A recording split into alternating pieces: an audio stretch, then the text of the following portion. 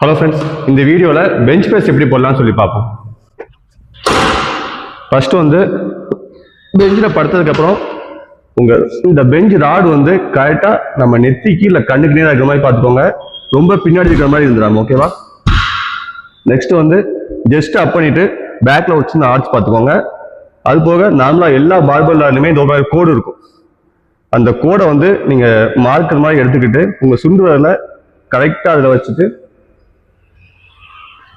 Just அப் பண்ணி நல்லா ஸ்டெடியாக வந்துட்டு கிரவுண்டில் காலை நல்லா ஒரு ப்ரெஷர் கொடுத்து சப்போர்ட்டுக்கு வச்சுட்டு ஃபஸ்ட்டு இந்த ராடை மேலே நிப்பாட்டுங்க. நிப்பாட்டினதுக்கப்புறம் ஸ்லோவாக நெகட்டிவ் கண்ட்ரோல் பண்ணுங்க. மேலே ப்ரெஸ் பண்ணிடுங்க. ஸ்லோவாக நெகட்டிவ் கண்ட்ரோல் பண்ணுங்க.